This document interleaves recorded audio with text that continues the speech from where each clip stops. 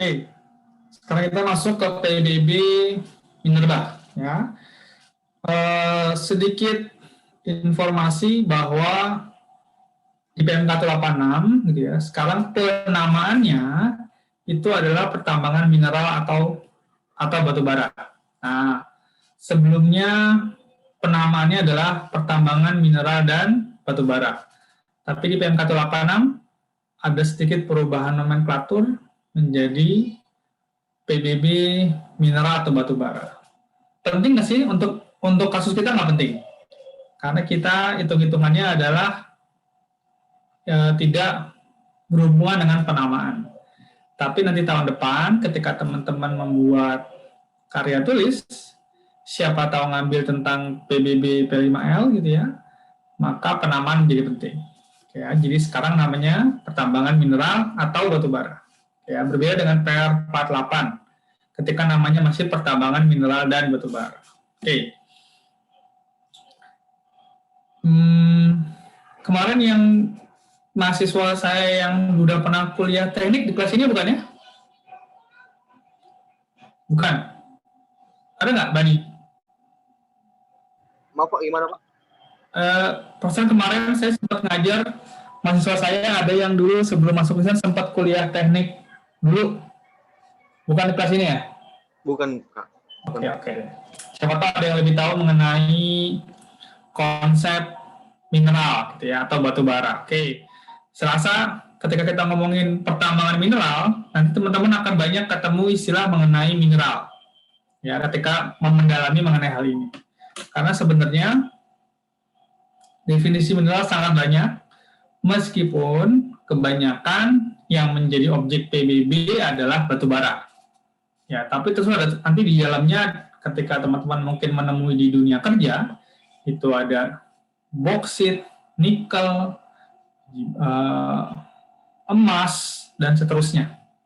Oke, jadi sempat jadi kasus ketika sebenarnya definisi mineral itu apa? Nah, ketika kita ngomongin PBB Minerba, maka kita mengikuti definisi mineral sebagaimana yang diatur di Kementerian Energi dan Sumber Daya Energi dan Sumber Daya Mineral, maksud saya. Oke, saya nggak akan membahas hal ini lebih jauh, karena sekarang, gitu ya, dulu sempat diperdebatkan, sekarang kita sudah lebih jelas karena kita menganut apa yang didefinisikan oleh ketentuan PM ESDM, Peraturan Menteri ESDM.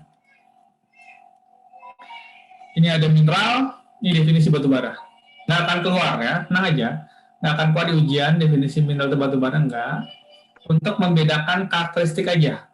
Mineral yang mana, batu bara yang mana. Ya, sempat ada wacana untuk membedakan antara pengenaan PBB dua jenis ini, karena batu bara tanda kutip sedikit lebih merusak lingkungan, tapi kenyataannya sampai sekarang ini masih penghitungannya masih samain, ya, tidak ada perubahan. Oke.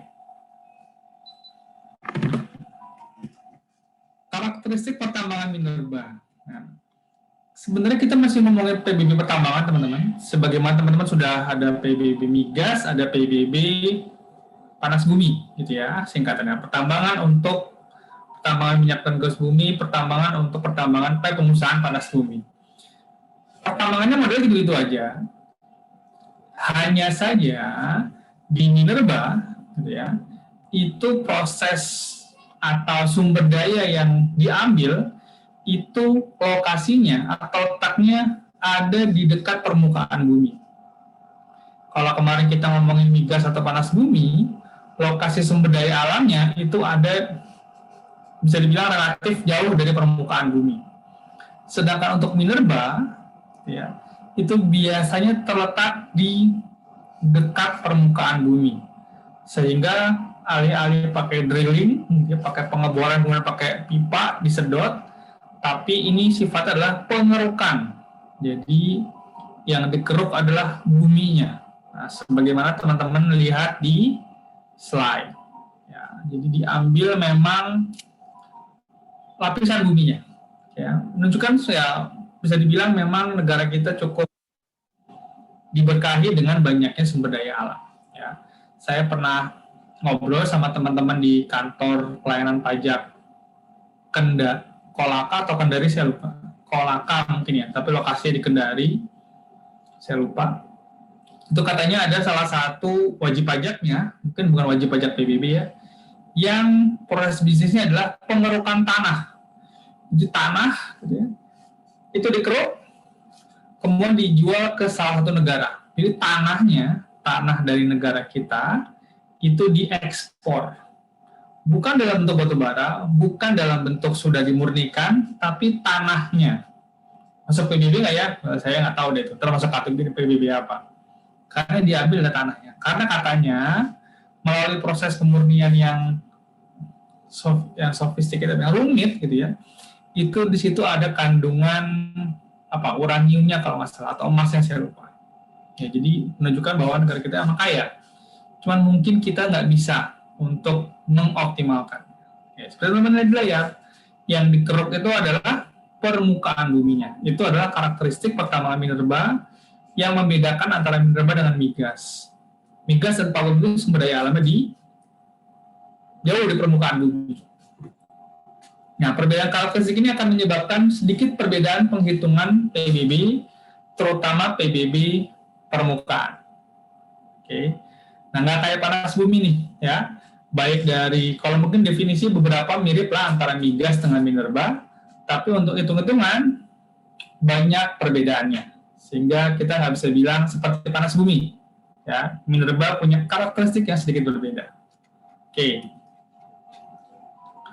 Objek pajak. Nah, ini mungkin perbedaan pertama, meskipun sederhana. Kita masih sama-sama punya objek bumi dan juga bangunan.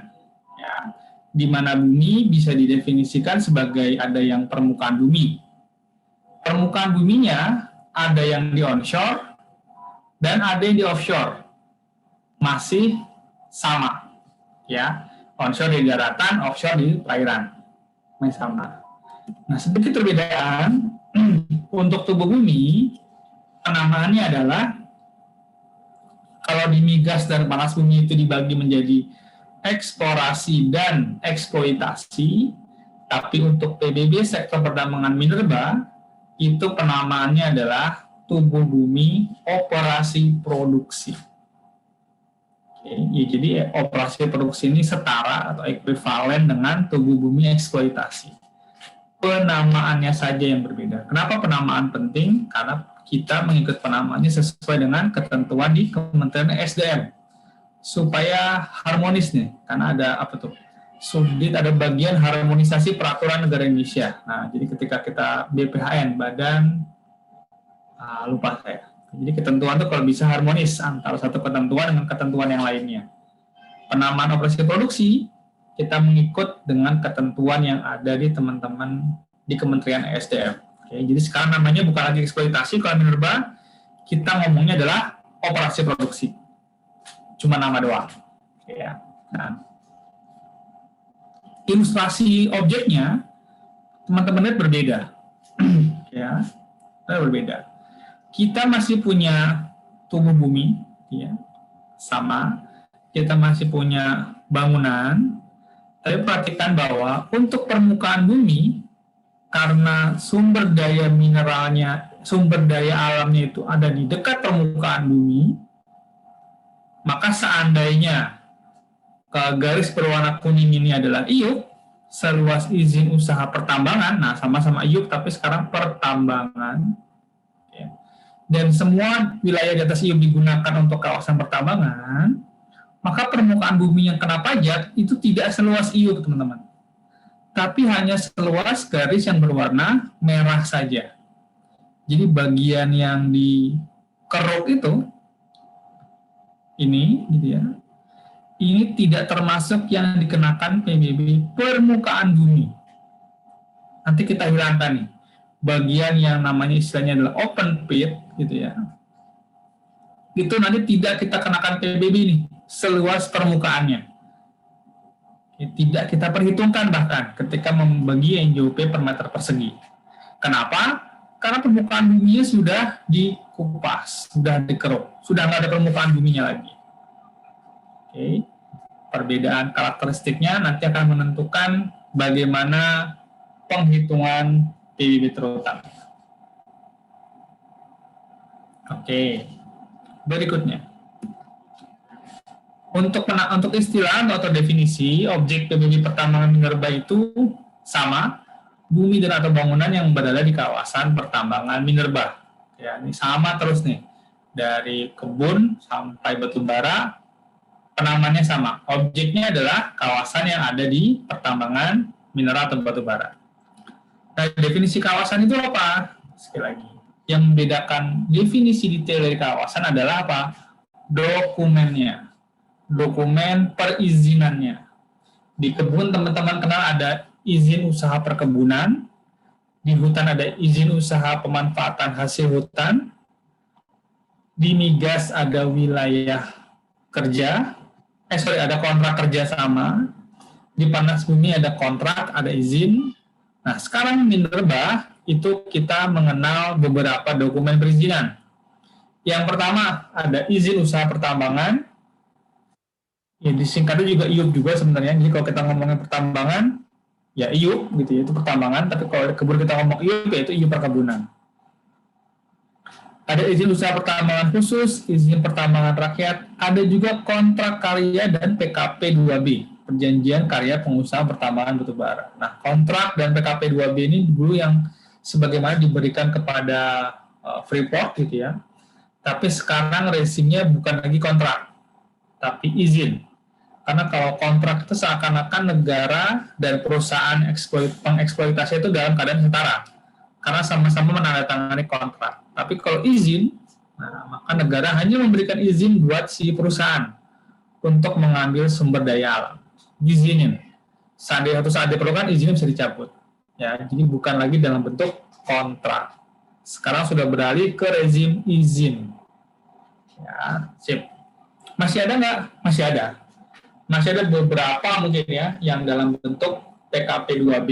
Ini PKP 2B ini perjanjian karya pengusaha pertama batubara atau dalam bentuk kontrak karya.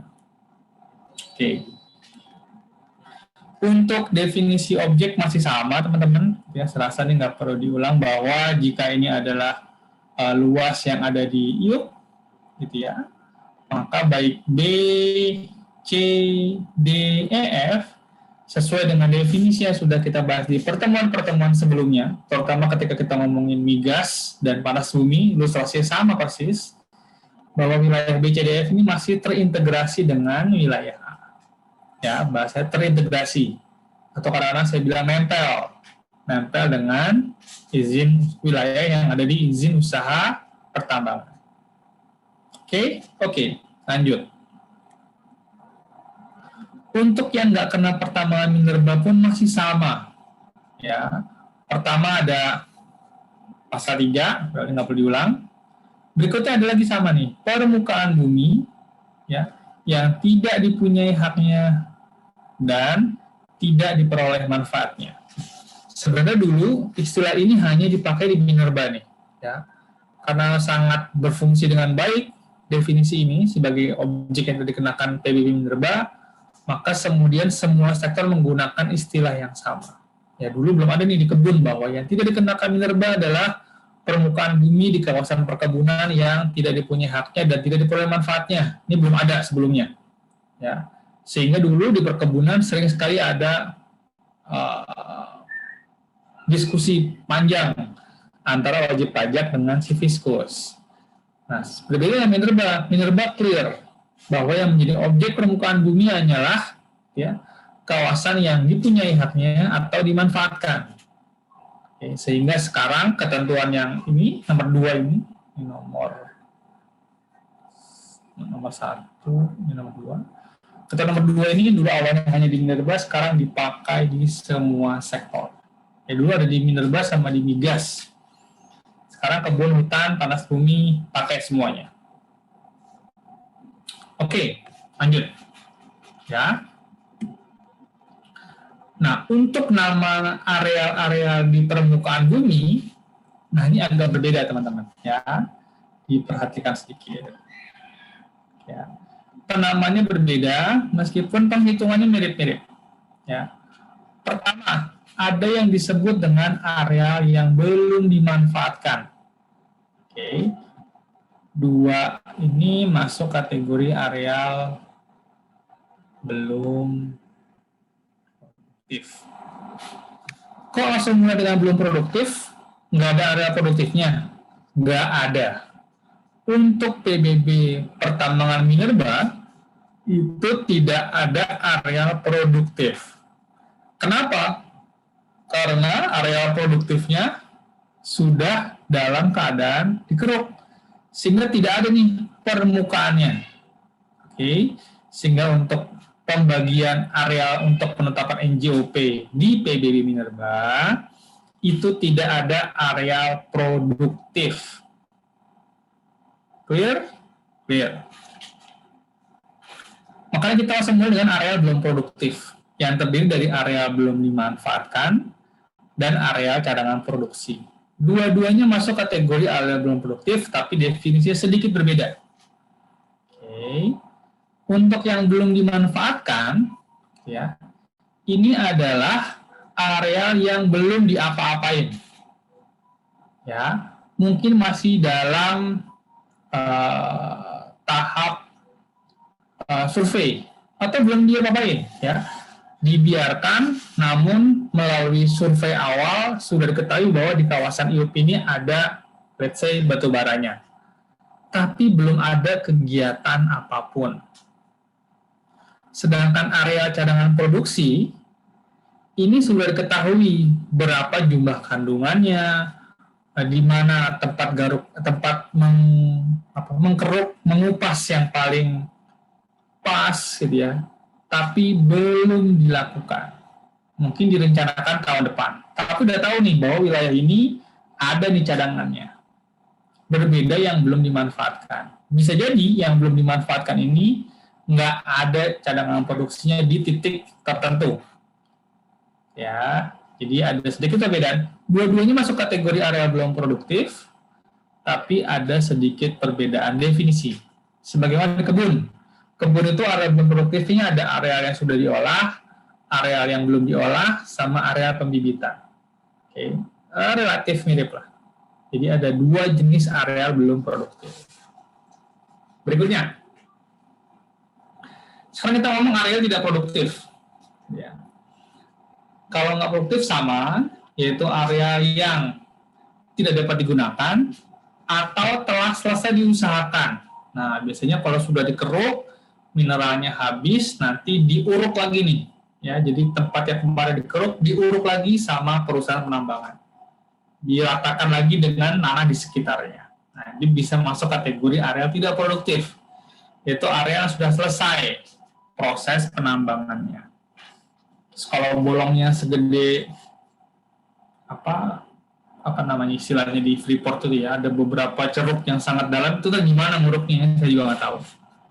Ya, jadi teman-teman udah tahu dan gampang banget cari tahunya di googling, ya. Kita bisa lihat kondisi pertambangan di Papua, di Freeport yang wah itu udah sangat dalam gitu. Ya, nggak tahu kan nguruknya gimana, berapa lama lagi nggak tahu.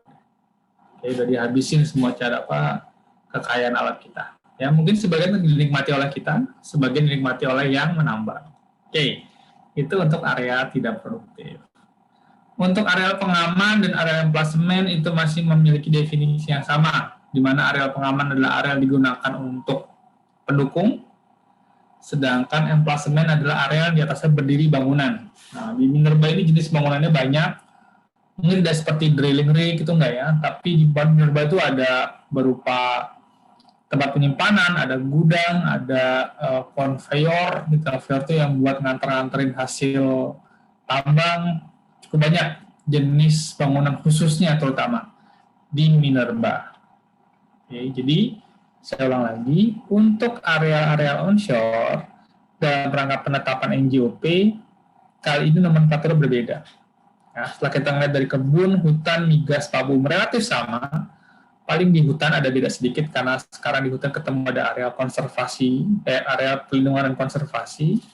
Untuk minerba cukup masif, ya, karena sekarang tidak ada area produktif. Oke, sampai sini ada pertanyaan? Izin bertanya, Pak. Oh iya, silakan. Sorry, kecil banget, sebentar, saya gedein suaranya. Ya. Untuk yang areal belum dimanfaatkan sama areal cadangan produksi itu kan sama-sama areal yang belum produktif, Pak. Nah, nanti untuk perhitungannya berarti sama aja ya, Pak, antara keduanya atau ada yang dibedakan? Sama-sama. Jadi nanti ketika sudah didefinisikan seperti ini, nanti penetapan NJOP-nya sekaligus. Jadi di kegiatan penilaiannya, laporan hasil penilaiannya itu di satu kertas kerja. Oke, nanti keluarnya adalah NJOP area belum produktif. Tidak keluar ada NJOP area belum dimanfaatkan, sekian, NJOP area dalam sekian, tidak. Ya, enggak gitu ya maksudnya ya. Jadi langsung yang keluar adalah nanti NJOP untuk area belum produktif. Oke. Terima kasih, Pak. Sip. Yang lain bertanya? Ini pertanyaan Pak. Ya. Yang merah itu tadi kan Pak, itu kan area permukaan kan Pak. Terus yang kuning ini yang area tubuh bumi kan.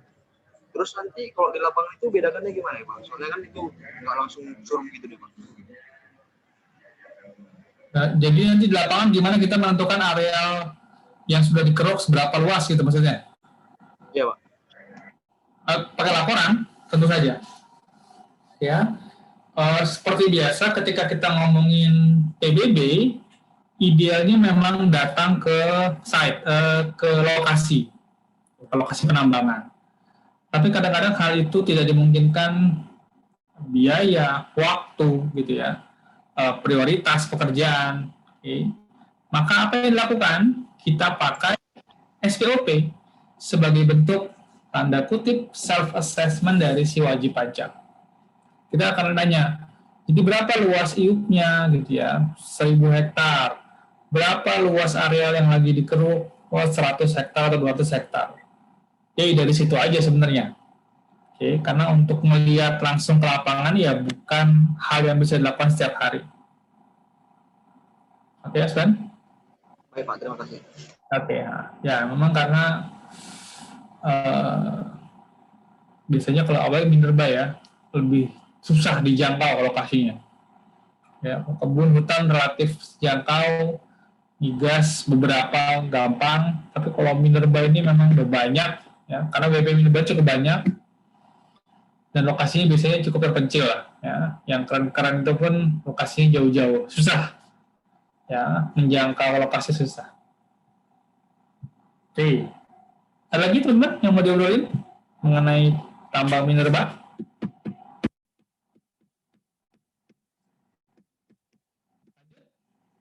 Oke, kita lanjut. Untuk offshore, nah, seperti biasa, nggak ada pembagian areal-areal nih. Kalau sudah sampai offshore, ya udah, wilayah itu aja. Areal yang digunakan untuk penambangan. Ada nggak sih penambangan mineral batubara di offshore? Ada. Tapi berbeda dengan migas, kalau Pak belum ada ya, tidak menggunakan bangunan setahu saya.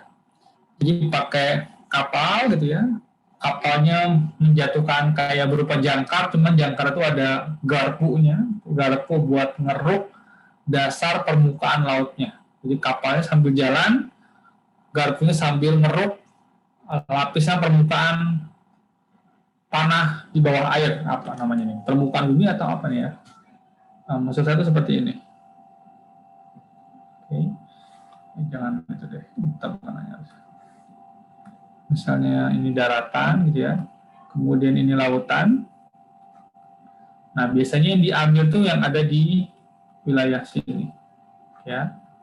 Dikeruk nih dasar lautnya, oke, diambil, dibawa ke daratan, diolah. Makanya biasanya minerba itu KPP pengadministrasinya adalah di onshore, karena biasanya para pengusaha minerba yang punya IUP di offshore itu ngolahnya di onshore, ditaruhnya di onshore. Oke, jadi prosesnya seperti itu. Sebentar. Oke,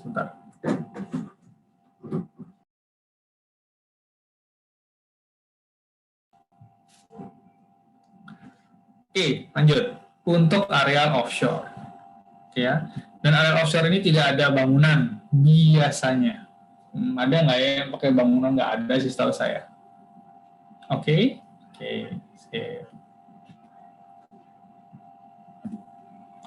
Nah, untuk objek pajak tubuh bumi, tadi udah berupa daratan, berupa perairan, sekarang tubuh buminya.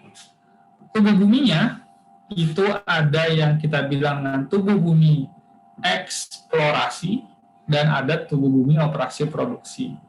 Penamaan ini definisinya sama persis dengan eksplorasi dan eksploitasi di migas.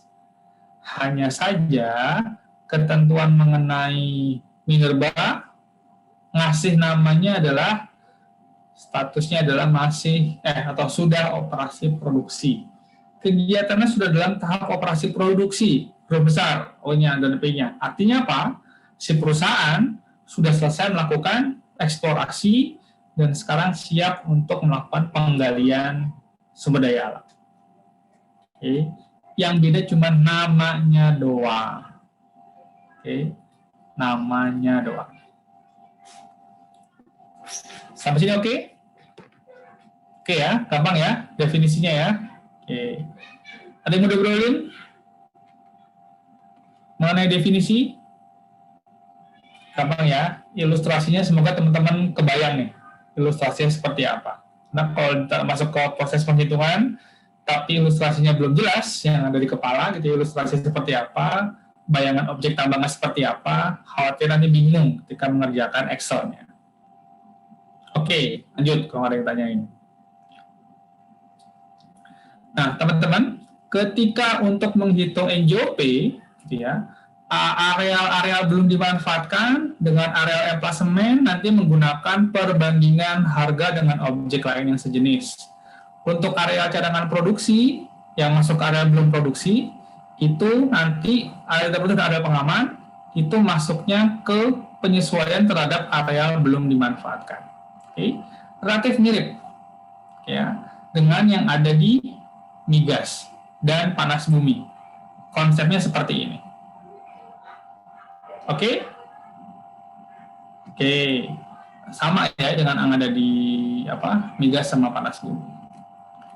Untuk permukaan bumi offshore itu masih sama menggunakan ketetapan sebesar 11.458 per meter persegi. Oke. Sehingga ketika ditanya berapa NJOP-nya, nah, saya ulang lagi ketiga kali nih. Berarti berapa NJOP untuk permukaan bumi offshore? Itu sebesar berapa teman-teman? 11.458 dikali luas akan PBB. Gitu ya? Oke, sama persis dengan di migas, kemudian ada di panas bumi. Sekarang konsep ini dipakai lagi di minerba. Oke. Untuk tubuh bumi dalam tahap eksplorasi, nah, teman-teman juga sudah familiar bahwa ketentuannya menggunakan 140 per meter persegi. Nah, lalu berapa NJOP-nya? Berapa NJOP-nya? Itu adalah 140 dikali dengan apa nih? Wilayah kerja, Pak. Oke, luas dalam izin. Nah, karena sekarang nama dokumennya bukan lagi wilayah kerja sekarang namanya ya. Yang masih namanya masih dipanggil wilayah kerja, tapi kita ngomongnya luas yang ada di dalam izin. Oke, wilayah kerja pun boleh, wilayah kerja pun boleh. Ya, kalau kemarin itu adalah luas wilayah kerja dalam kontrak, sekarang luas wilayah kerja dalam izin. Ya. Oke, jadi ada perbedaannya teman-teman antara di permukaan perairan tadi menggunakan luas yang dikenakan PBB, tapi kalau di tubuh bumi pakai luas wilayah kerja dalam izin. Oke, jadi permukaan darat tadi udah dibahas, permukaan perairan juga sudah, sekarang tubuh bumi dalam tahap eksplorasi. Nah, kita mau ngomongin operasi produksi. Tapi sebelum operasi produksi, ada yang mau diobrolin dulu, teman-teman? Saya mau izin bertanya, Pak. Iya, silakan. Kalau yang tadi dikatakan, Pak, biasanya offshore itu kan berupa menggunakan kapal kan, Pak. Berarti kapalnya itu boleh mengeksplornya itu hanya sebatas ini apa ya, offshore yang diizinkan gitu ya Pak? Ya, seperti itu. Meskipun saya juga ngawasinnya ya. Kalau dia muter-muter di luar wilayah izin, kan Nah, itu Pak, mau yang saya tanyakan Pak. Itu Ya, kalau ya. misalnya tahu apa enggaknya melanggar gitu kan di air kan susah tuh ya Pak, nggak ada batasnya itu Pak. Ya, ya oke. Justru itu kadang-kadang ya, yang bikin kita susah. Pengawasan di laut itu susah memang. Oke. Secara ketentuan atau secara dokumen mungkin ada, tapi pengawasan realnya memang nggak gampang.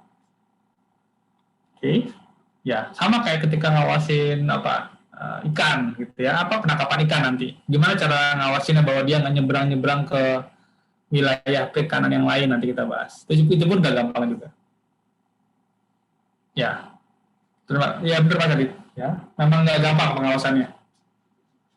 Oke, ya siap. Yang lain teman-teman?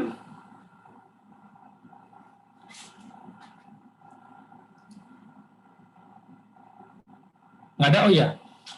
Tadi kayaknya saya baru nih, ketika Mas Seno nanya ini NJOP-nya dipisahin atau enggak, seperti saya salah menjelaskan teman-teman. Saya baru sadar ketika saya ngelihat konsep di sini, ya. Nanti meskipun area yang belum ditambang itu dibedakan menjadi area belum dimanfaatkan dan cadangan produksi, gitu ya. Nanti NJOP-nya berbeda penentuannya, ya. Sorry, saya salah di awal tadi. Di sini disebutkan bahwa untuk area belum dimanfaatkan menggunakan perbandingan harga pakai pendekatan data pasar, sedangkan area cadangan produksi itu pakai adjustment terhadap area belum dimanfaatkan. Oke, sorry, di sini ada 3 sama seperti migas dan pabung, tapi kalau di migas dan pabung saja adalah area produksi, tapi di sini adalah area cadangan produksi. Sorry ya Mas Seno ya, tadi saya tidak tepat menjelaskannya. Oke, bisa ditangkap? Bisa, Pak. Oke, sorry tadi saya salah. Ya, jadi karena dari penetapan NJOP-nya berbeda, saya tadi mungkin salah menganalogikan dengan perkebunan, di mana pembibitan, area belum diolah, area tidak diolah, nanti dikumpulin jadi area belum produktif. Untuk minerba, ternyata penetapan NJOP-nya berbeda. Sorry, saya salah. Oke, jadi berbeda nanti antara NJOP area belum dimanfaatkan dengan NJOP area cadangan produksi. Oke, saya lanjut. Ada yang mau tanyain sambil ini sebelum saya masuk ke operasi produksi?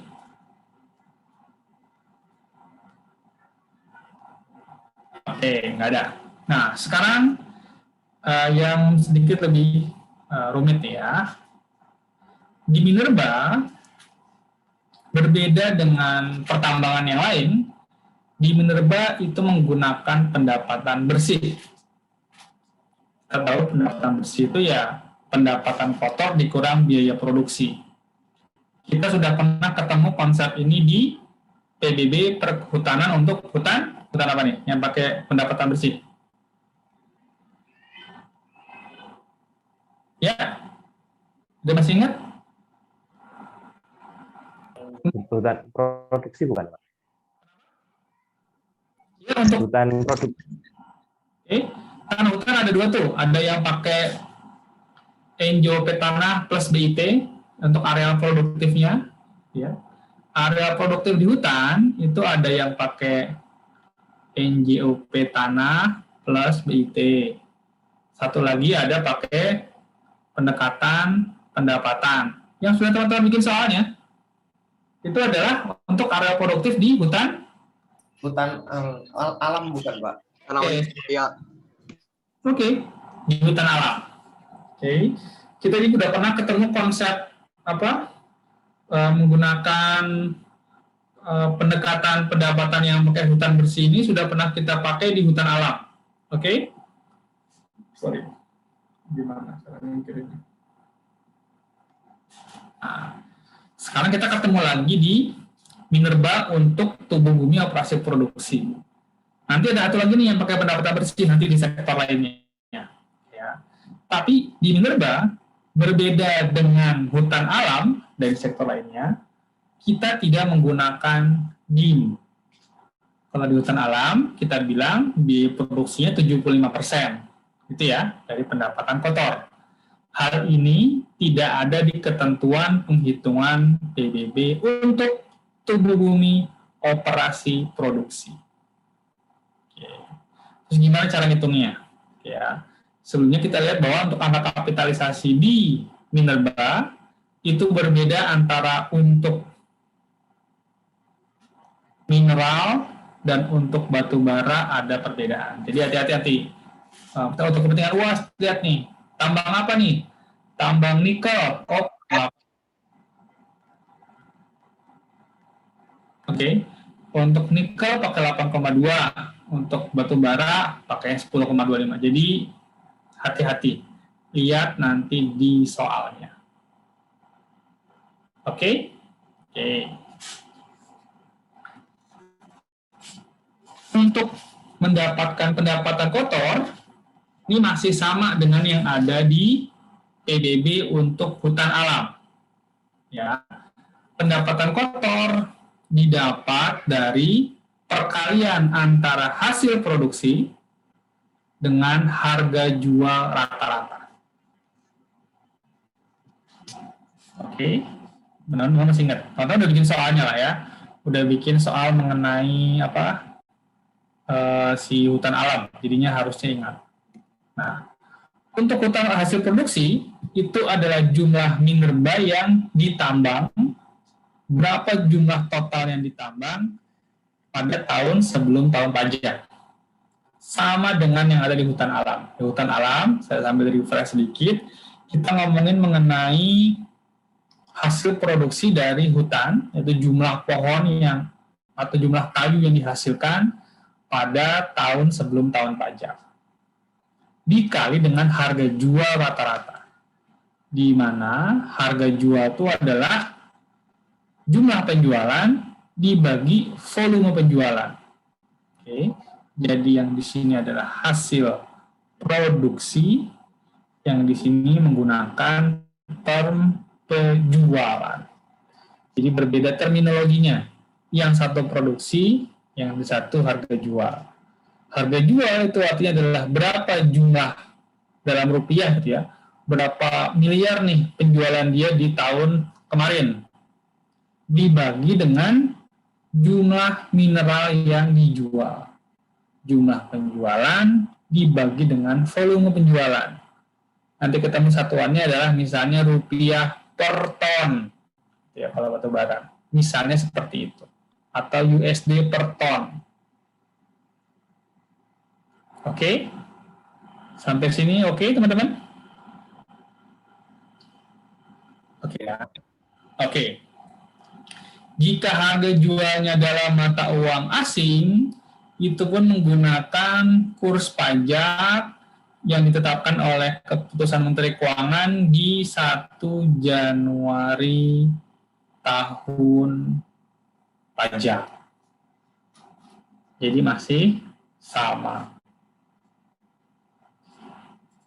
Oke? Jadi kita berkaca dari yang sudah kita dapat di minggu sebelumnya nih ketika migas ya.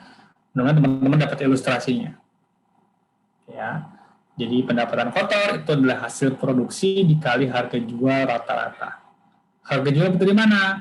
Penjualan, setelah penjualan dibagi dengan jumlah produksinya yang terjual. Oke, sip. Ada beberapa klausul yang ribet gitu ya, tapi ini harus diperhatikan oleh teman-teman. Ya, karena ini akan menentukan berapa besarnya NJOP, berapa besar DPP untuk PBB minerba. Kalau harga jual rata-rata, ini yang tadi kita omongin, pembagian antara penjualan dibagi dengan volume penjualan, itu lebih kecil daripada harga patokan rata-rata, maka yang digunakan adalah harga patokan rata-rata. Apa tuh harga patokan rata-rata? Itu adalah harga acuan yang dikeluarkan oleh Kementerian Energi dan Sumber Daya Mineral.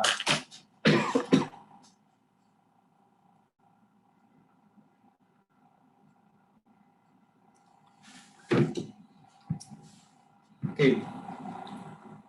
Harga patokan rata-rata itu dikeluarkan setiap bulan. Oke.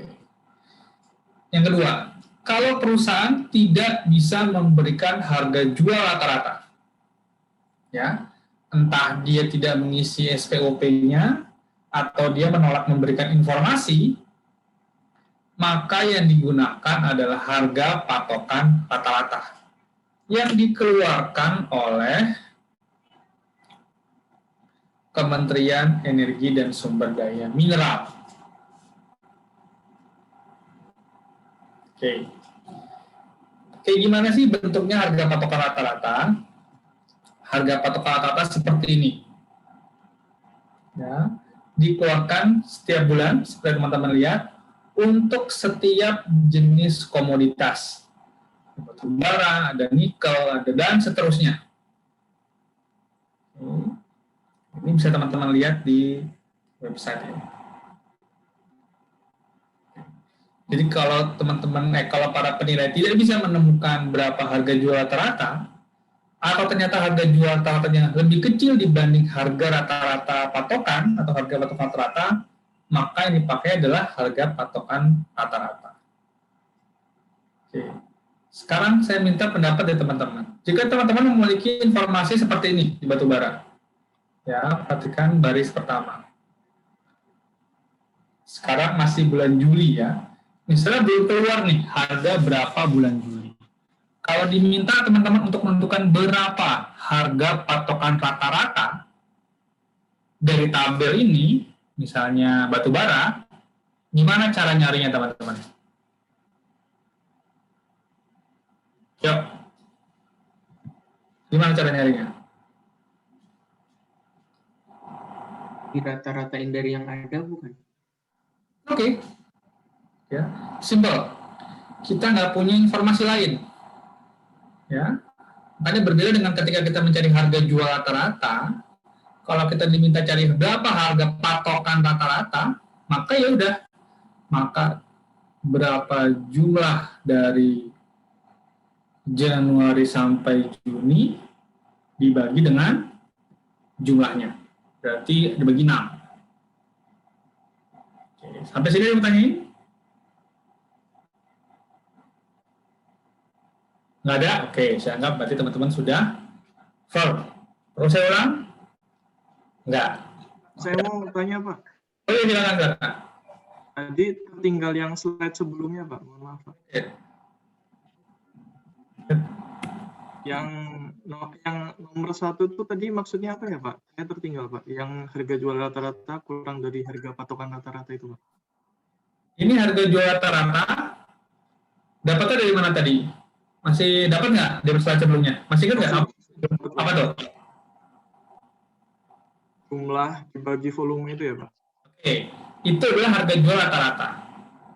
Sedangkan harga patokan rata-rata, ini adalah yang dikeluarkan oleh Kementerian Energi, Sumber Daya dan Mineral. Yang ini. Oke. Jadi ketika kita mau menghitung berapa pendapatan kotor, kita mesti cek dulu harga jual rata-ratanya sama harga patokan.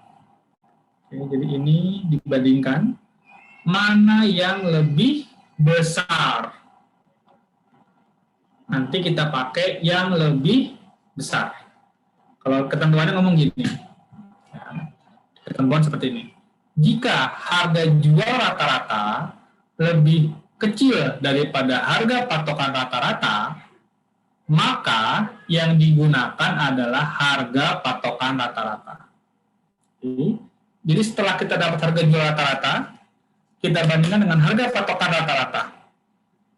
Kalau harga jual rata-rata lebih kecil, kita pakai harga patokan.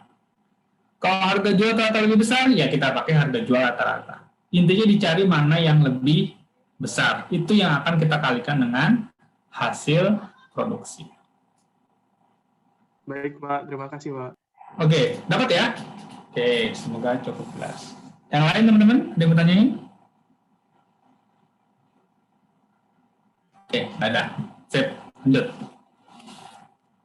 Satu lagi, kalau misalnya ada klausul yang tambahan yang cukup berani dari teman-teman di peraturan gitu ya. Tidak tertulis, sorry di slide-nya, bahwa kalau harga jual rata-rata nggak ada, ini kan kalau nggak ada harga jual rata-rata, maka pakai harga patokan, gampang. Gitu ya. Bagaimana kalau harga jual rata-rata nggak ada, harga patokan rata-rata juga tidak tersedia, maka penilai menentukan berapa harga jual rata-rata. Gimana cara tentukannya? Penilai yang lebih tahu. Mungkin pakai harga tahun sebelumnya, dikasih inflasi, itu tidak diatur secara detail di PMK. Artinya apa? Penilai bisa menggunakan sense-nya, bisa menggunakan kemampuannya, bisa menggunakan skill-nya untuk menentukan berapa harga yang akan dikalikan dengan hasil produksi.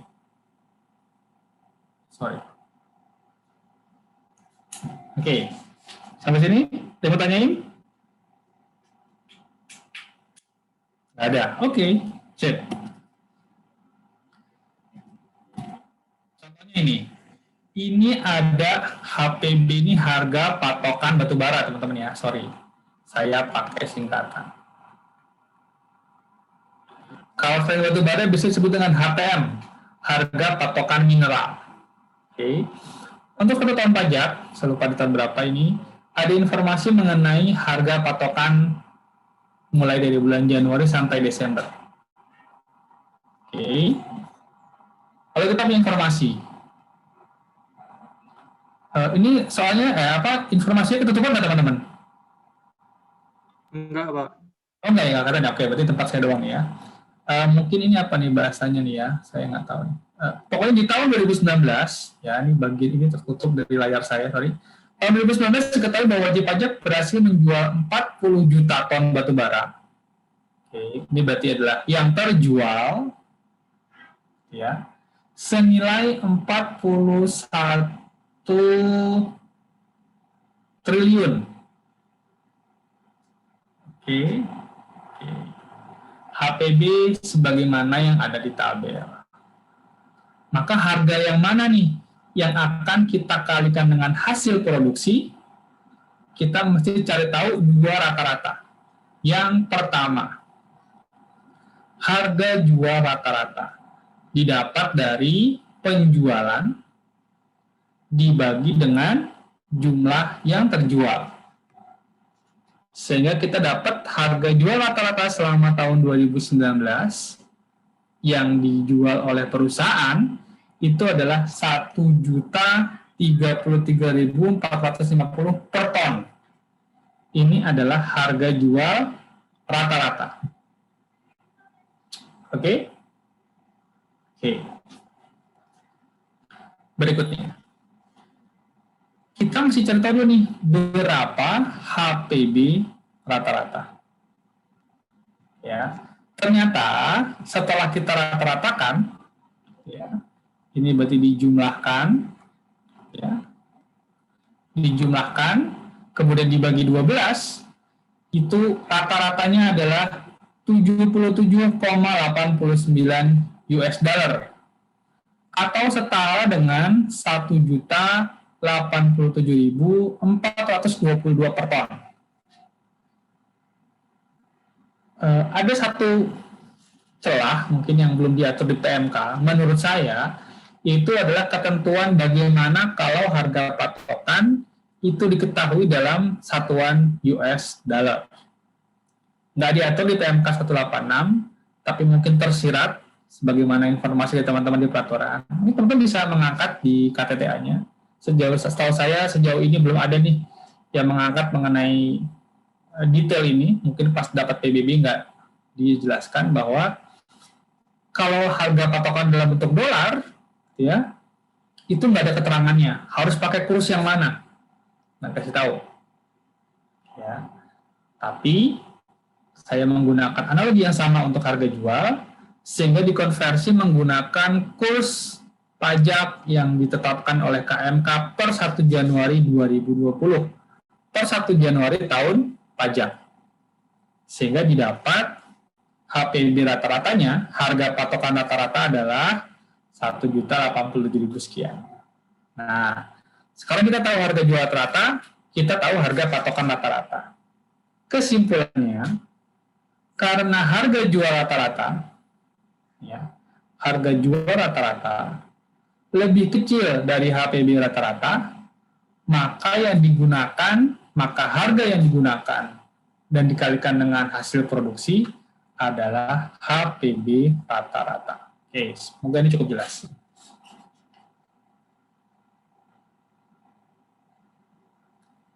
Cukup jelas? Ada yang mau tanyain, teman-teman?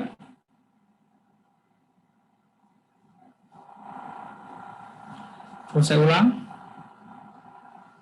Aman? Oke.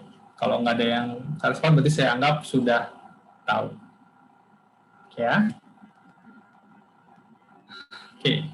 Kemudian, kita baru ngomong mengenai pendapatan kotor. Bagaimana dengan biaya? Ya. Biaya produksi yang dimasukkan produksi ini berbeda dengan di hutan alam. Kalau di hutan alam itu dipakai 75% dari bruto, ya. Ini tidak ada di Minerba. Yang digunakan di Minerba adalah biaya real yang dikeluarkan oleh perusahaan untuk menambang sumber daya alam. Tentu saja biayanya adalah sama dengan tadi, hasil produksi adalah hasil produksi di 1 tahun sebelum tahun pajak, maka biaya produksi juga biaya yang dikeluarkan di 1 tahun sebelum tahun pajak. Oke. Cukup banyak ketentuannya, ya, tapi saya sampaikan beberapa yang krusial. Yang pertama adalah bahwa biaya yang boleh dikurangkan itu hanya biaya yang sesuai dengan ketentuan di Undang-Undang Pajak Penghasilan. Oke. Di pasal berapa nih? Di PPH. Kan udah belajar perpajakan 1 tuh. Pasal berapa? Apa, Pak? Pasal 6, Pak. Oke, pasal 6. Oke, di pasal 6 Undang-Undang PPH. Oke, di pasal 6 Undang-Undang PPH. Harus sesuai. Kalau dia nggak ada di pasal 6 atau mungkin nemplok di pasal 9, maka dia juga tidak bisa dikurangkan sebagai pengurang pendapatan kotor. Kalau kita jadi wajib pajak, tentu saja kita akan berusaha untuk mengakui biaya sebesar-besarnya. Biaya semakin besar, pendapatan bersih semakin kecil, NJOP semakin kecil, PBB semakin kecil. Oke, seperti itu ya. Tapi sekarang dikasih patokan oleh JP bahwa biaya yang boleh dikurangkan hanya biaya sebagaimana diatur di Undang-Undang PPH. Oke. Biayanya pun harus wajar. Nah, udah harus sesuai, dia juga harus wajar. Sekali lagi, PMK 186 ini memberikan kewenangan lebih pada para penilai. Kenapa? Karena yang bisa atau yang diberikan kewenangan untuk menilai kewajaran itu adalah para penilai pajak. Ya, karena kadang-kadang sewa traktornya harganya luar biasa mahal. Ya, fantastis sekali nilainya. Nah, itu bisa dikoreksi oleh para penilai. Ya, bilang di penilai nih pas menghitung NJOP-nya ini nggak wajar. Boleh dikoreksi. Siapa yang boleh mengkoreksi? Penilai. Nggak lagi seperti di PPH. Teman-teman siapa yang bikin laporan koreksi kalau di PPH? Wajib pajak. Ya kan, teman-teman ketika di mata kuliah perpajakan 1 bertindak seakan-akan sebagai wajib pajak gitu ya, bikin koreksi fiskal gitu kan, ya enggak, membuat koreksi dari laporan fiskal ke laporan perpajakan. Tapi di PBB kalau ada yang nggak wajar langsung dikoreksi oleh penilai. 2, biaya yang dikeluarkan harus biaya langsung yang berkaitan dengan beberapa kegiatan. Maksudnya biaya langsung adalah biaya yang terkait dengan kegiatan tertentu. Oke. Pertama, biayanya termasuk yang berhubungan dengan kegiatan 1, pengupasan lapisan tanah. Apa aja tuh kegiatan pengupasan tanah? Banyak. Ya, bisa biaya pengupasan, biaya penyediaan lahan, nguruk lagi, gitu ya. Biaya tenaga kerja langsung, biaya sewa alat berat untuk ngupas. Nah, itu termasuk biaya yang terkait dengan kupas. Nanti akan terkenal kalau saya dulu hafalinnya adalah kupas, ambil, olah, angkut. Nah, habis dikupas tanahnya gitu ya, dan mulai sampai ke lapisan yang bisa untuk diambil hasil produksinya, maka itu mulai dari bahan penggalian, penyemprotan, pengerukan, dan seterusnya. Oke, kupas, ambil. Yang ketiga adalah kegiatan pengolahan atau pemurnian. Ini bisa smelternya, ya. Berapa? Ini saya kasih tanda biru karena sebenarnya biaya-biaya ini ada di semua kegiatan 1, 2, 3, 4 nanti. Ya. Jadi di biaya tenaga kerja langsung itu di kegiatan pengambilan juga ada, di kegiatan pengolahan juga ada, ya. Oke, jadi nggak masalah, tetap dibawa ke setiap jenis kegiatan. Oke.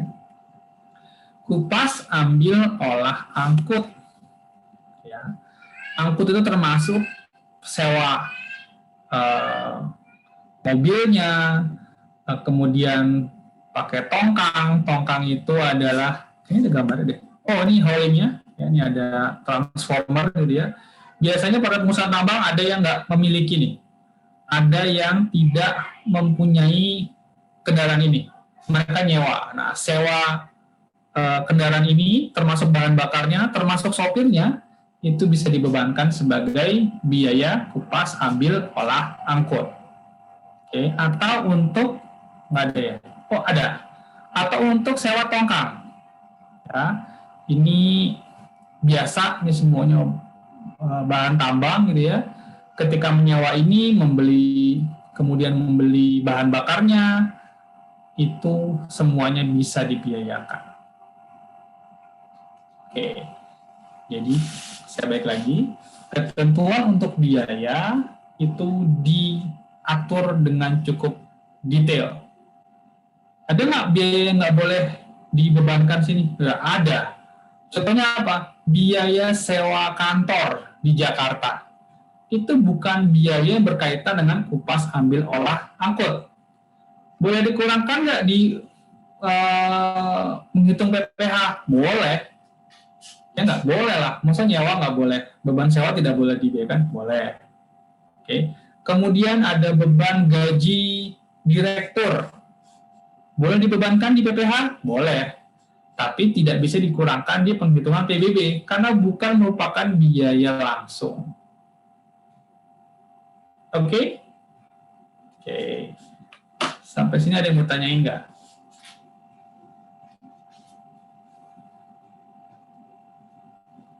Jadi ada sedikit irisan antara mata kuliah dengan mata kuliah perpajakan 1.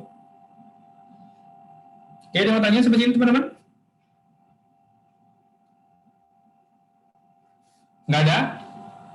Oke, kalau nggak ada, terakhir ya, saya. Karena kita mau ngomongin mengenai pendapatan bersih, ada kalanya, ya, ternyata pendapatan kotornya itu lebih kecil daripada biaya produksi. Mungkin nggak? Mungkin aja.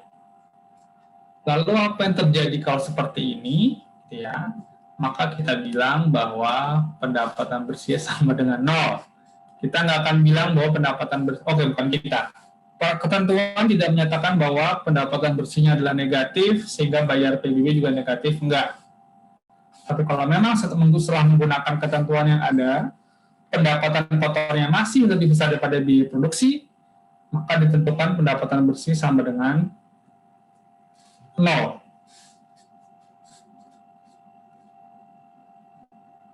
Oke? Dan kalau masih belum ada yang terjual, belum ada hasil produksinya, sama seperti di migas, menggunakan penghitungan tubuh bumi eksplorasi. 140 dikali luas izin. Oke. Sampai sini teman-teman? permukaan, perairan, tubuh bumi eksplorasi, tubuh bumi operasi produksi. Ada pertanyaan? Nggak ada? Oke. Terakhir, ini ketentuan khusus. Ketentuan khusus, ya. Tadi saya bilang bahwa masih ada beberapa perusahaan yang masih memiliki kontrak karya atau PKP 2B, gitu ya. PKP 2B itu ini teman-teman. Nah, sorry, mungkin tampilannya nggak bagus nih. Perjanjian karya pengusahaan pertambangan batubara. Ya. Kalau bentuk kerjasama dengan pemerintahnya masih berupa kontrak karya, perjanjian karya pengusaha pertambangan batubara, atau masih IUPK khusus, gitu ya, itu penghitungannya tidak menggunakan yang tadi kita pelajari. Oke? Jadi kalau dia masih kontrak karya atau PKP 2B atau IUP khusus, itu bayar PBB-nya itu tidak pakai area onshore, area offshore, pendekatan pendapatan, biaya langsung, dan seterusnya nggak pakai. Terus bagaimana cara ngitung PBB-nya? Karena sudah di-state, sudah disebutkan dalam kontrak karya bahwa, atau di PKP 2B, bahwa tahun ini saya akan bayar sebesar misalnya $10.000. Okay. Mereka menggunakan pembayaran lamsam di depan. Sehingga untuk yang masih pakai kontrak yang kayak gini, kontrak karya, PKP 2B dan izin khusus, maka penghitungan tadi nggak dipakai. Tapi sesuai dengan apa yang diatur dalam kontrak. Oke, ini masih ada, cuma nggak begitu banyak. Umumnya sekarang sudah rezim, izin. Oke. Materinya habis. Wah, lama juga ya, 1,5 jam. Saya pikir cuma 1 jam tadi. 1 jam pas. 1 jam baru 15.06. Oke. Gimana teman-teman? Ada yang mau diobrolin dulu mengenai cara penghitungan? Cukup clear? Ada yang perlu saya ulang? Nggak ada? Oke. Kalau nggak ada, seperti biasa, saya mau ngirimin contoh soal. Oh iya, saya mau memperlihatkan SE17 ya. SE17 ini menurut saya patut dijadikan rujukan oleh teman-teman kalau mau tahu gimana cara penghitungan yang sesuai dengan prakteknya. Oh, ini panas bumi. Oke. Teman-teman ya, di formulir ini adalah formulir yang diisi oleh teman-teman para penilai pajak, gitu ya. Ketika menghitung bagaimana cara menghitung NJOP permukaan. Rasanya sama dengan Excel yang kita siapkan. Berapa luas per meter persegi dari area belum dimanfaatkan, area cadangan produksi, tidak produktif, pengaman dan klasemen. Kemudian berapa NJOP bumi totalnya. Okay. Kemudian dijumlahkan, dicari NJOP bumi per meter persegi. Sama ya. Gimana kekecilan nggak? Kelihatan tampilannya ya? Saya sedikit Kelihatan, Pak. kelihatan ya? Oke, sip. Sip. Berarti NJOP bumi per meter persegi ini merupakan pembagian antara jumlah kolom 4 dibagi jumlah kolom 3 setelah dibulatkan. Oke? Oke. Sama, ini offshore, sama seperti itu. Sedangkan untuk tubuh bumi, untuk tubuh bumi, dicari berapa luas IUP-nya, atau IUPK, IUPK itu IUP khusus, atau IPR itu izin pertambangan rakyat, gitu ya. Tentu saja per kabupaten kota. Kenapa? Karena kalau beda kabupaten ada beda NOP, gitu teman-teman ya. Berapa luasnya, berapa NJOP tubuh buminya. Tadi NJOP-nya kalau eksplorasi adalah 140 dikali luas, sedangkan kalau tubuh bumi operasi produksi menggunakan pendekatan pendapatan. Dapat deh nanti NJOP bumi per meter perseginya berapa. Oke, jadi baginya kalau tubuh bumi dengan luas IUP, sedangkan untuk di permukaan itu dibagi dengan luas yang dimanfaatkan. Oke. Sip. Kalau kalian tanyain, kita kerjain soal. Pak, mau tanya dong Pak. Silakan. Nah, untuk yang di Minerba ini, kalau yang eksplorasi berarti nggak ada pengurangan pajak 100% ya Pak untuk tubuh bumi eksplorasinya? Ya, betul. Jadi untuk yang punya pengurangan PBB itu hanya panas bumi dan migas. Jadi untuk si Minerba sampai saat ini untuk tubuh bumi eksplorasi belum ada ketentuan mendapatkan fasilitas pengurangan PBB. Baik Pak, terima kasih. Oke. Jadi hati-hati ya. Lihat dulu nih. Wah, masih eksplorasi. Eksplorasi apa nih? Migas, Pabung, atau Minerba?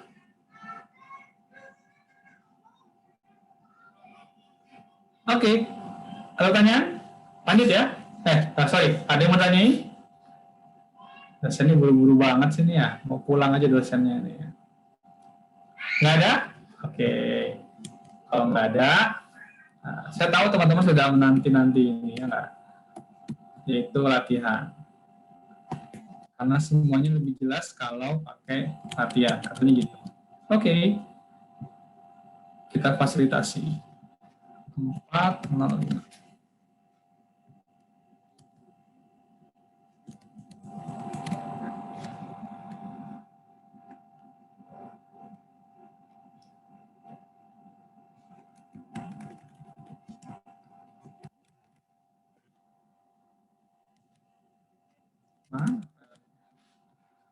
Filenya nggak ada.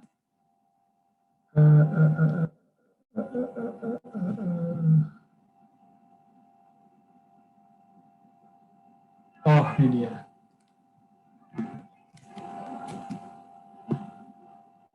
Oke, sip. Udah meluncur ke grup, ya. Silakan teman-teman coba kerjakan. Nanti kita seperti biasa, kita bahas bareng-bareng. Udah sampai? Oh, masih muter-muter, sorry.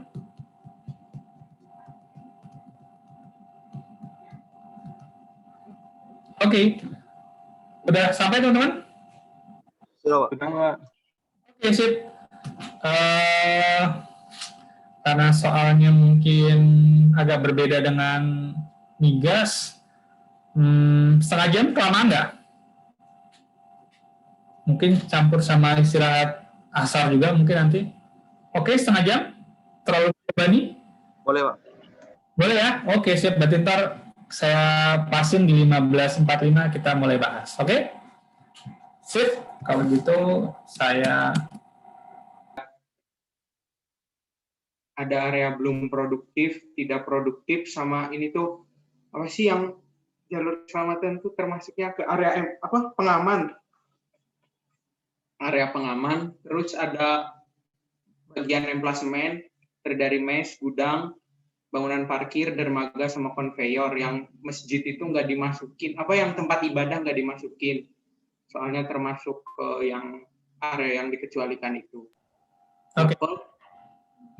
Dapat jumlah luas tanahnya sekian, terus jumlah NJOP sebelum di rata-rata sekian, terus setelah dilakukan pembulatan dapatnya 4.060, terus dikaliin dari luas total dikali 4.060 dapatnya 1.253.322.000. Terus ngitung unsur bangunannya. Sebentar, yang permukaan kita coba teman-teman yang lain, takutnya kecepatan. Teman-teman yang lain gimana?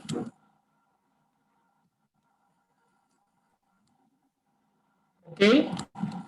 Saya sama, Pak. Sama? Sama, Pak. Sama. Sama Pak. Sip. Berarti kalau kita lihat ya belum produktif, luasnya, kemudian tidak produktif, luasnya, lagi nih, pengaman dan emplasemen. Emplasemen jadi luasnya berapa total tuh? 6.000 sekitar 8.000 ya berarti ya? 8.700, Pak. Oke, sip. Terus kemudian kebetulan itu NJOP per meter persegi maksudnya ya. Ya kan? Mungkin biar nggak bingung teman-teman yang lain, itu maksudnya adalah NJOP per meter persegi ya, di kolom D3 itu maksud saya, sorry. Yang ini Pak, D3, sel D3. D3 ini. Ya, oke. Ya Pak.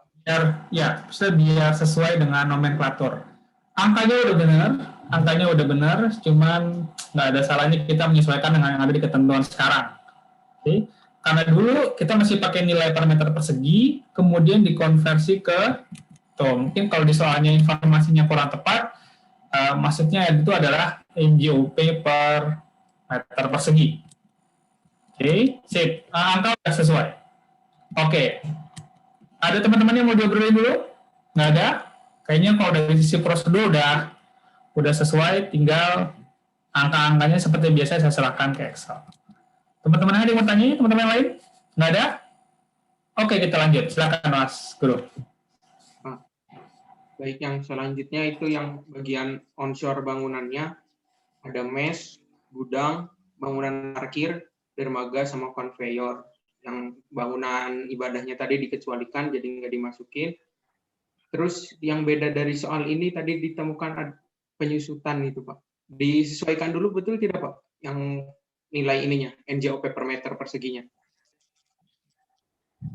Ya. Disesuaikan dulu dengan sorry, sebentar.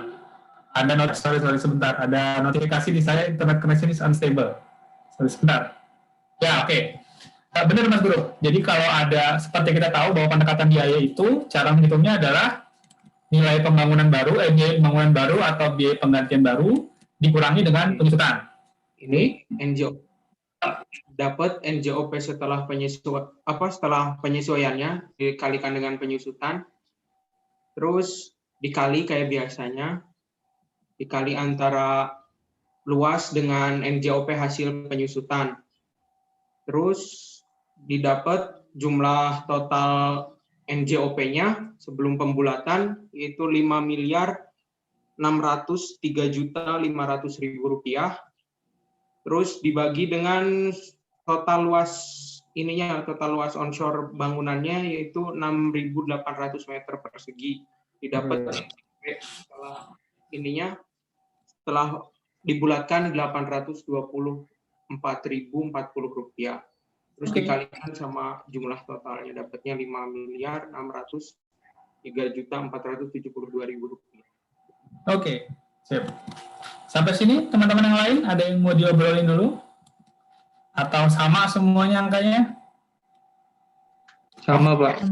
Oke, sip. Sama Pak. Oke, saya cuma mau memastikan bahwa semuanya dapat pemahaman yang sama. Oke, silakan Mas Guru dilanjutkan. Terus ngitung ini tubuh buminya. Tubuh buminya itu kan tadi diketahui total produksinya 8.000 ton. Terus saya di sini pakai harga patokan, soalnya lebih besar harga patokan daripada harga rata-rata penjualan rata-ratanya. Karena sudah Rata-ratanya berapa emang? Yang rata-rata tadi berapa ya, bentar Pak? Oke, siap. Nah, sekarang kita Yang rata-rata tadi 900.000 per ton, Pak.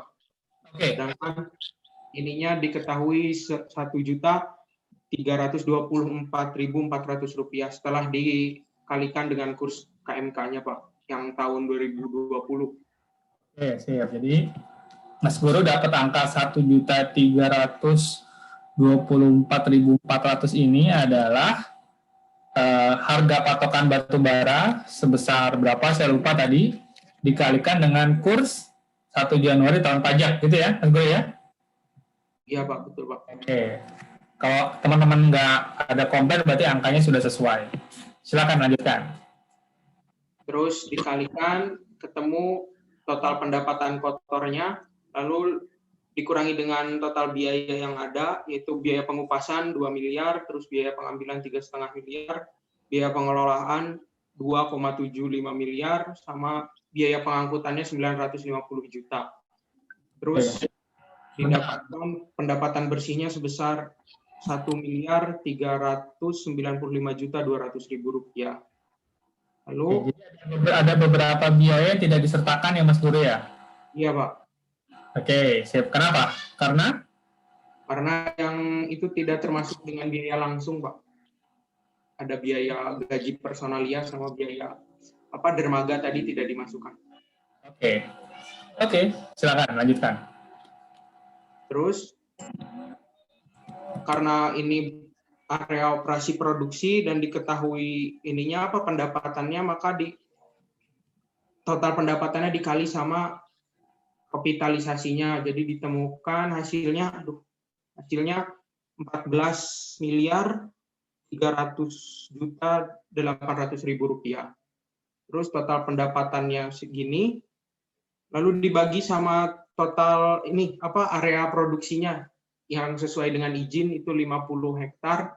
Jadi dapat NJOP per meter perseginya setelah dibulatkan itu Rp28.600. Lalu dikalikan untuk mendapatkan total NJOP setelah pembulatan dapat 14,3 miliar. Maka NJOP total pajak terutangnya itu dapatnya ini 42.289.588 rupiah.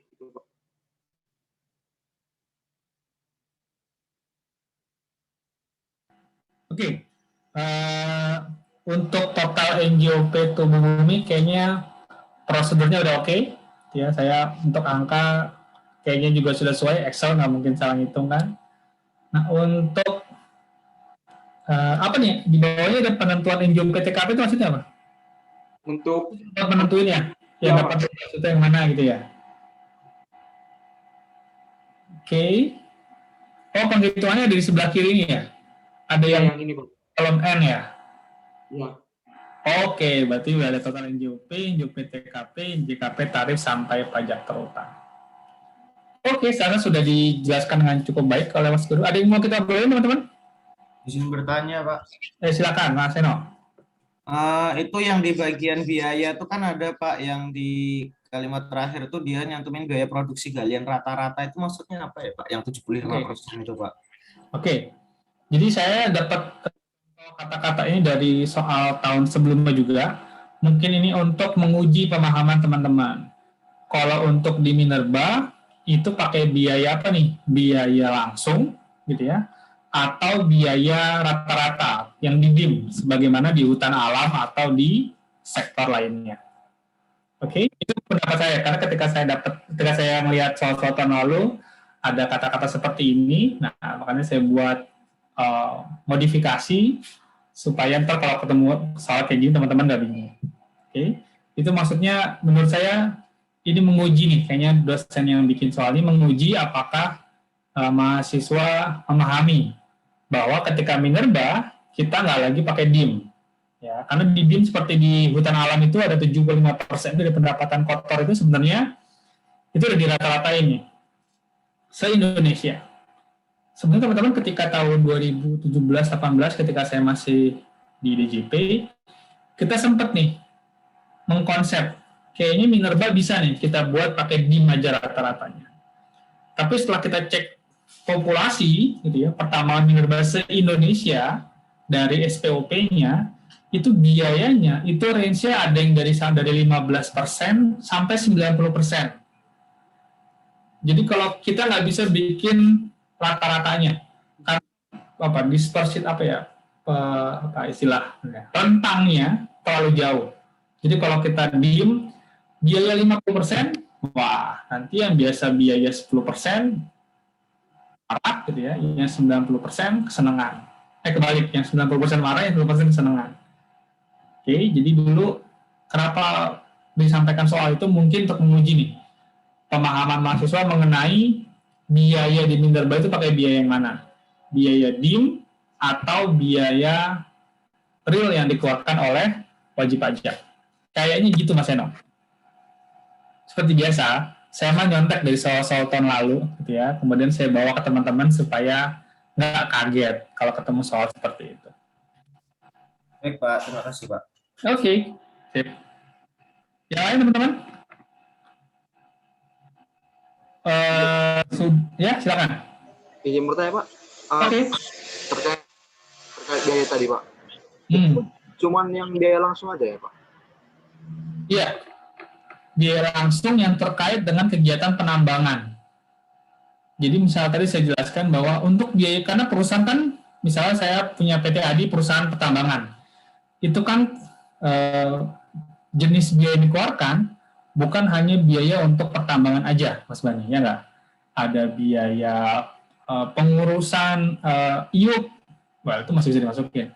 Misalnya biaya untuk sewa pengacara, sewa bayar akuntan, itu kan biaya tuh. Oke, tapi tidak berhubungan langsung dengan kegiatan penambangan. Untuk PBB, yang boleh dikurangkan ketika kita menghitung NJOP hanya biaya langsung yang terkait dengan kegiatan penambangan. Jadi yang dikeluarkan oleh perusahaan tapi nggak ada hubungan langsungnya dengan penambangan, dengan kegiatan penambangan di lokasi pertambangan, maka itu nggak bisa kita ikut sertakan. Baik Pak, terima kasih. Oke, jadi, nah, saya pun kadang-kadang kalau melihat soal tahun lalu gitu ya, sering bingung nih mendefinisikan apakah ini masuk biaya langsung atau enggak. Jadi memang kita harus mengacu pada kegiatan kupas, ambil, olah, angkut. Yang tadi sudah saya jelaskan secara detail kegiatannya apa aja. Jadi mungkin teman-teman butuh mengidentifikasi sebenarnya biaya mana saja nih yang boleh dikurangi, biaya mana saja yang kira-kira tidak masuk ke kegiatan biaya langsung. Oke. Karena ini sering diujikan di beberapa soal di tahun lalu. Oke. Ya, sip. Yep. Yang lain? Stop share ya Pak. Yuk, silakan. Apa? Sorry, saya nggak dengar. Izin stop share. Oh iya, oke, silakan, boleh, tentu aja boleh. Oke, teman-teman yang lain? Cukup? Oke, semoga dapat informasi yang cukup mengenai pertambangan yang satu ini. Pertambangan yang terakhir, gitu ya, udah hampir sampai di garis finish, teman-teman. Tapi, sorry, gitu ya, untuk Minerba saya minta teman-teman bikin soal lagi, ya. Minerba ini soalnya sangat variatif, sangat banyak gitu ya. Dan kadang-kadang saya aja bingung memahami soal di kampus gitu ya. Sejujurnya untuk kerja sih saya nggak pernah kasih soal gitu ya, karena keadaannya real. Kita bisa tanya ke lapangan. Tapi kalau di soalan kita nggak bisa tanya sama pembuat soal ya. Jadi silakan teman-teman explore lagi mungkin soal-soal tahun lalu, atau berkreasi mengenai soal-soal yang ada sambil baca PMK 186 dan juga mungkin SE 17 dan CAP 185. Nanti kita bahas di pertemuan berikutnya. Oke teman-teman? Ya? Sip, serasa materi saya sampaikan semua. Saya nggak mau berlama-lama gitu ya. Kalau memang sudah teman-teman sudah cukup, saya mau bebaskan teman-teman dari kelas saya. Terima kasih buat atensinya. Kita ketemu lagi insya Allah minggu depan. Oke, saya pamit teman-teman ya. Assalamualaikum warahmatullahi wabarakatuh. Waalaikumsalam warahmatullahi wabarakatuh. Terima kasih Pak. Terima kasih Pak. Saya teman-teman, jangan kita foto dulu, foto. Saya lupa. Yang ada aja deh, yang ada. Oke, nggak apa-apa. Aduh, lupa saya. Oke, nggak apa-apa ya. Yang ada dulu ya. Saya foto ya. 1, 2, 3. Sorry. Buru-buru amat gitu ya. Udah di rumah juga. Sorry teman-teman, saya lupa. Kita pertemuan ke-12 ya. 45.